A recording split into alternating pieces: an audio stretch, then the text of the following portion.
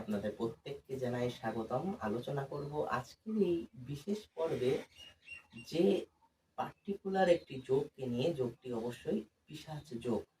দেখুন, এই পিশাচ যোগ জ্যোতিষশাস্ত্রের অন্যান্য অনেক অশুভ যোগগুলির মধ্যে নিঃসন্দেহে একটি নেগেটিভ সাইন বিস্তারকারী একটি যোগ, যে যোগের প্রভাবে আগামী 18ই মে 2025 পর্যন্ত আপনাদের কালচক্রে যে সকল রাশি আছে সেই সকল রাশিগুলির কিছু না কিছু প্রভাব পড়বে, এবং এই প্রভাব যখন আপনাদের রাশিচক্রের উপর হাবি হবে তখন অবশ্যই আপনাদের জীবনে নানা রকম পরিবর্তন আসতে পারে।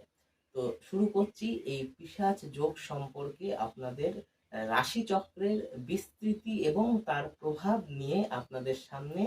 সেটা হচ্ছে এই পিশাচ যোগ কিভাবে আপনাদের রাশিচক্রে সৃষ্টি হচ্ছে। দেখুন, সর্বপ্রথম যেটা বলবো যে কালচক্র অনুযায়ী বিভিন্ন অশুভ যোগ আমাদের বিভিন্ন প্ল্যানেটের অবস্থানের উপর ডিপেন্ড করে আমাদের কালচক্রে সজ্জিত হয়। ঠিক তেমনিভাবে আগামী 18ই মে 2025 পর্যন্ত রাশিচক্রের মীন রাশিতে মোটামুটি 6টি গ্রহ, রাহু শনি থেকে শুরু করে বেশ কিছু গ্রহ একত্রে মিলিত হচ্ছে, যার প্রভাব প্রত্যেকটি রাশিচক্রে কিন্তু কখনো পজিটিভ হবে, কখনো নেগেটিভ হবে। রাহু এবং শনি এই দুটো গ্রহ যদি কোনো জায়গায় বা কোনো রাশি বা লগ্ন সাপেক্ষে কোন ঘরে অবস্থান করছে তার উপর ডিপেন্ড করে সেই গ্রহের বা সেই রাশি বা নক্ষত্রের জাতক বা জাতিকার জীবনে কেমন প্রভাব পড়বে।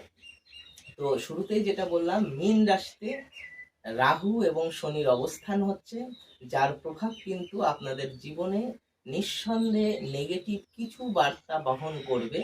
এবার প্রশ্ন হচ্ছে কতটুকু বার্তা বহন করবে। দেখুন, রাহু এবং শনি এই দুটো যদি মিলিত অবস্থায় থাকে, এটিকে জ্যোতিষশাস্ত্র মতে বলা হয় পিশাচ যোগ বা অভিশাপ যোগ বা নেগেটিভ যোগ বা খারাপ যোগ।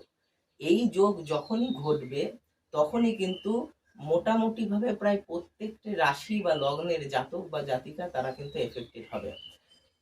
কিন্তু এর মধ্যে প্রশ্ন হচ্ছে, এই যে পিশাচ যোগ এটি স্পেশালি কোন কোন রাশির উপর এফেক্ট ফেলবে। দেখুন, 12টি রাশি আছে। এই 12টি রাশির মধ্যে স্পেশালি যে রাশিগুলির জাতক বা জাতিকা তাদের জীবনে প্রবলেম আসবে বা বেশি প্রবলেম আসবে, সেটি হচ্ছে সর্বপ্রথম আলোচনা করব যেটা মেষ রাশি। মেষ রাশির জাতক বা জাতিকা, এদের কিন্তু দ্বাদশ ঘরে এই রাহু এবং শনি এই দুটোর অবস্থান ঘটবে। সুতরাং দ্বাদশ ঘরে রাহু বা শনির অবস্থান কিন্তু নিঃসন্দেহে নেগেটিভ বার্তা বহন করছে। এদের কিন্তু পাহাড় বা ঝর্ণা অথবা সমুদ্র এইগুলো জায়গাগুলোতে আগামী কিছুদিন ঘুরতে যাওয়ার ক্ষেত্রে বিরত থাকতে হবে। আপনারা ঘুরতে যদি খুব সমস্যা না হয় বা খুব প্রবলেম না হয় বা অনেকদিন আগে থেকে প্ল্যান করা না থাকে, তাহলে আপনারা ঘুরতে যাবেন না। কারণ এই সময়টা যেহেতু দ্বাদশে আপনাদের পিশাচ যোগ বা অভিশাপ যোগ সৃষ্টি হচ্ছে, নানা রকম বাধা বিপত্তি বা সমস্যার সৃষ্টি হতে পারে। এবং তার সাথে আমি বলবো, যারা মেষ রাশির জাতক বা জাতিকা তাদের কিন্তু কর্মের ক্ষেত্রে অবশ্যই নানা রকম বাধা বিপত্তি আসতে পারে, অর্থাৎ কর্ম চলে যেতে পারে। সুতরাং মেষ রাশির জাতক বা জাতিকার আগামী 18ই মে পর্যন্ত এই পিশাচ যোগের প্রভাবে অনেক রকম প্রবলেম আসতে পারে। সুতরাং তারা নিঃসন্দেহে একটু সাবধানতা অবলম্বন করবেন। এবং এই মেষ রাশির জাতক বা জাতিকার কিন্তু পিশাচ যোগের প্রত্যক্ষ প্রভাব পড়ছে, এবং সেই জন্য বলছি মেষ রাশির জাতক বা জাতিকা তারা পারলে আবাহনী মুদ্রায় নিজেদের রাশিকে উন্নীত করার চেষ্টা করবেন। আবাহনী মুদ্রা হচ্ছে এই রকম। এইটা আমি আপনাদের সামনে দেখালাম, এটা এইভাবে হবে। আপনার ঠাকুরের আসন বা ঠাকুরের স্থানে যে কোনো জায়গায় এই আবাহনী মুদ্রায় আপনারা মেষ রাশির জাতক বা জাতিকা যারা তারা বলবেন নম রিং শ্রিং মেষ রাশা ওই নম, নম রিং শ্রিং মেষ রাশা ওই নম। দ্বিতীয় যেটা আমি বলবো, এরপর যেটা নেগেটিভ হবে সেটা হচ্ছে অবশ্যই সিংহ রাশি। সাবধানতা অবলম্বন করবেন, কারণ সিংহ রাশির অষ্টম ভাবে এই পিশাচ যোগ সৃষ্টি হতে চলেছে বা হচ্ছে। এই অষ্টম ভাবে পিশাচ যোগ সৃষ্টির প্রভাবে আপনাদের কি হতে পারে, আপনাদের কিন্তু দুর্ঘটনা ঘটতে পারে, অর্থাৎ অ্যাক্সিডেন্ট হতে পারে। রাস্তাঘাটের ক্ষেত্রে প্রচন্ড পরিমাণে সাবধানতা অবলম্বন করবেন। যদি কারোর গুপ্ত শত্রুর মতন অবস্থা সৃষ্টি হয়ে থাকে বা গুপ্ত শত্রু আপনার জীবনে আছে এটা আপনি জানেন, তাহলে অবশ্যই তার থেকে নিঃসন্দেহে দূরে থাকতে হবে। তৃতীয় যে বিষয় বলবো সেটা হচ্ছে তুলা রাশি। তুলা রাশির ষষ্ঠ ঘরে এই যে পিশাচ যোগ এটি সৃষ্টি হচ্ছে, এবং এই ষষ্ঠ ঘরে পিশাচ যোগ সৃষ্টি হলে যে সমস্যা হতে পারে যেটি হচ্ছে তুলা রাশির জাতক বা জাতিকা আপনাদের বাড়ি বা আপনাদের সারাউন্ডিংসে কিছু অলৌকিক ঘটনার সূত্রপাত হতে পারে। সুতরাং আপনারা এক্ষেত্রে একটু সাবধানতা অবলম্বন করবেন, এবং তার সাথে আমি বলবো মনকে স্থির রাখতে হবে, কারণ মন কিন্তু নানাভাবে চঞ্চলতা অবলম্বন করবে, কারণ মন চঞ্চল হবেই। কারণ এই পিশাচ যোগের প্রভাবে তুলা রাশির জীবনে কিন্তু নানা রকম প্রবলেম এবং সমস্যা আসতে চলেছে, বিশেষ করে it is related for your mind. সুতরাং মনকে আপনাদের যে করে হোক স্থির এবং স্টেবল রাখতেই হবে। পরবর্তীতে যেটা আমি বলবো সেটা হচ্ছে ধনু রাশি। দেখুন, ধনু রাশির চতুর্থ ঘরে এই পিশাচ যোগ সৃষ্টি হচ্ছে। এই পিশাচ যোগ সৃষ্টি করলে কি হতে পারে, চতুর্থ ভাবে যদি পিশাচ যোগ সৃষ্টি হয় তাহলে পড়াশুনোই কিন্তু বিঘ্ন ঘটবে। দেখুন, যে সমস্ত জাতক বা জাতিকা আপনারা পড়াশুনোয় ফোকাস দিতে পারছেন না, যারা ধনু রাশির জাতক বা জাতিকা তাদের কিন্তু পড়াশুনোয় স্টেবিলিটি আনার ক্ষেত্রে ডিস্টারবেন্স আসবে আগামী 18ই মে পর্যন্ত। 18ই মে পর থেকে কিন্তু বেশ কিছু জায়গা আপনাদের রিকভার হয়ে যাবে। বিদ্যায় মন স্থির হচ্ছে না, কোনোভাবেই চেষ্টা করেও সফলতার জায়গা আসছে না, কিন্তু সেক্ষেত্রে অনেকটা পজিটিভ স্থান আমি বলবো অবশ্যই চলে আসবে, বিকজ অফ পিশাচ যোগের অবস্থান 18ই মের পর থেকে আপনাদের রাশিচক্র থেকে সরে যাবে।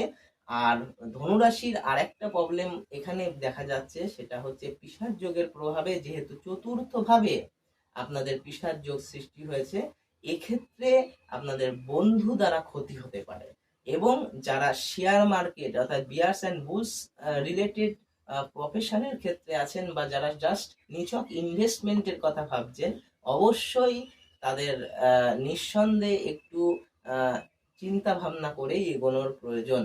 নো ডাউট এই সময় অর্থাৎ 18ই মে পর্যন্ত আপনাদের কিন্তু ইনভেস্টিং এর ক্ষেত্রে অবশ্যই ডিসিশন মেকিং এর ক্ষেত্রে রং ডিসিশন মেকিং আপনারা করতে পারেন। সুতরাং ধনু রাশির ক্ষেত্রেও আপনাদের বেশ কিছুটা সাবধানতা অবলম্বন করতে হতে পারে।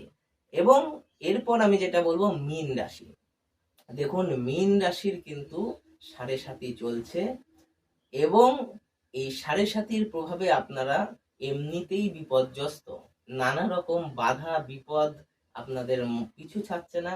কর্মক্ষেত্রে বাধা হচ্ছে, রিলেশনশিপ মেনটেনের ক্ষেত্রে বাধা হচ্ছে, আপনার বাড়ির আশেপাশে যারা আছে তাদের সাথে কোনোভাবে মত মেলাতে পারছেন না, বা অহেতুক অশান্তি ঝামেলা এই সমস্ত জিনিসের মধ্যে কিন্তু আপনারা পড়ে যাচ্ছেন।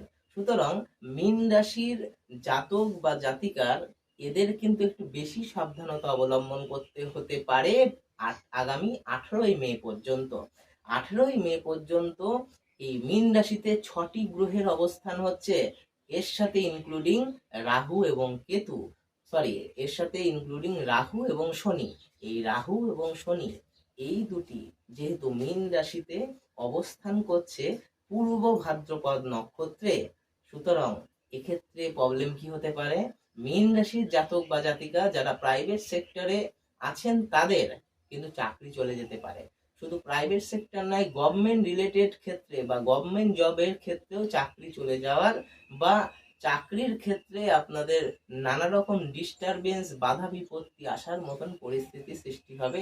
এক কথায় অর্থ জলের মতন ব্যয় হবে। দেখুন, কথিত আছে রাহু এবং শনি, এই দুটো সম্বন্ধে কথিত আছে শনি করে নাড়াচাড়া, রাহু করে শেষ। শনি কিন্তু সূর্যের প্রভাব বিস্তার করে। শনি যে শুধুমাত্র নেগেটিভিটি বেয়ার করে তা নয়, শনি কিন্তু বেশ কিছু ক্ষেত্রে আপনাদের ভালো করে দিতে পারে। অর্থাৎ যে জায়গাগুলো খারাপ আছে, যদি শনির কৃপাদৃষ্টি পড়ে তাহলে কিন্তু আপনাদের সেই খারাপ জিনিসগুলো, যেগুলো না হওয়ার নয়, সেগুলো পজিটিভ বার্তা বহন করার মতন পূর্ণ পরিস্থিতির সৃষ্টি হতে পারে। অর্থাৎ শনিতে খারাপ করে, নিঃসন্দেহে খারাপ করে, কিন্তু তার পাশাপাশি এর কিন্তু একটা পজিটিভ দিকও আছে। সুতরাং শনির দ্বারা মানুষের কিন্তু যদি কৃপা থাকে তাহলে কিন্তু অনেক ভালো ভালো জিনিস, অর্থাৎ পজিটিভ জায়গা কিন্তু আসতে থাকে। কিন্তু রাহুর দৃষ্টি যদি পড়ে তাহলে কিন্তু এক কথায় তারা খেয়ে নেয়। রাহুর কাজ হচ্ছে ভালো জিনিস সর্বদা নিজের কুক্ষিগত করা। আপনার জীবনে যদি শান্তি থাকে, রাহুর অবস্থান খারাপ হয়, শান্তি বিঘ্নিত হবে। আপনার জীবনে যদি অর্থ থাকে, যদি ন্যাটাল চার্চে রাহু ডিস্টারবেন্স করে, তাহলে সেই অর্থ জলের মতো বেরিয়ে যাবে। শত্রু সৃষ্টি হয়, মানসিক স্থিরতা বিঘ্নিত হয়, এবং একে অপরের সাথে শুধু অশান্তি ঝামেলার মধ্যে জড়িয়ে যেতে হয়। সুতরাং এই মীন রাশি আপাতত 18ই মে পর্যন্ত পিশাচ যোগের প্রভাবে নিঃসন্দেহে কিন্তু বড় রকম ক্ষতির সম্ভাবনা দেখা যাচ্ছে। সুতরাং এই কিছুদিন কিন্তু আপনাদের নিঃসন্দেহে সাবধানতা অবলম্বন করে চলতে হবে।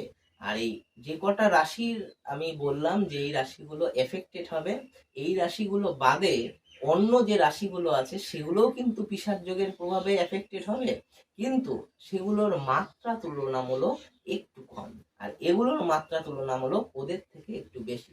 ওভারঅল আমি যদি বলি এর সলিউশন কি, আগামী কিছুদিন আবাহনী মুদ্রা, যেটা আমি দেখালাম, এইটা এই সামনে আনতে হবে। আবাহনী মুদ্রায় প্রত্যেকে তারা তাদের রাশির নাম দিয়ে এই আবাহনী মুদ্রাটি চালিয়ে যেতে হবে। কিভাবে? মন্ত্র হচ্ছে নম রিং শ্রিং মেষ রাশা ওই নম, মেষ রাশির ক্ষেত্রে। সিংহ রাশির ক্ষেত্রে নম রিং শ্রিং সিংহ রাশায় ওই নম। তুলা রাশির ক্ষেত্রে নম রিং শ্রিং তুলা রাশা ওই নম। এরপরে বলেছিলাম ধনু রাশি, ধনু রাশির ক্ষেত্রে কি হবে? নম রিং শ্রিং ধনু রাশা ওই নম। আর মীন রাশির ক্ষেত্রে কি হবে? নম রিং শ্রিং মীন রাশা ওই নম। এটা প্রতিদিন অন্তত 11 বার আপনারা জপ করবেন, তাহলে কিন্তু এই যে পিশাচ যোগের নেগেটিভ প্রভাব আপনাদের জীবনে পড়তে চলেছে বা পড়ছে, সেটা থেকে অনেকাংশে ভালো বা পজিটিভ ভালো দিকগুলো উন্মোচিত হবে এবং অশুভ জিনিসগুলো আস্তে আস্তে সরে যাওয়ার মতন অবস্থান তৈরি হবে। আপনারা অনেক অনেক ভালো থাকবেন। নমস্কার।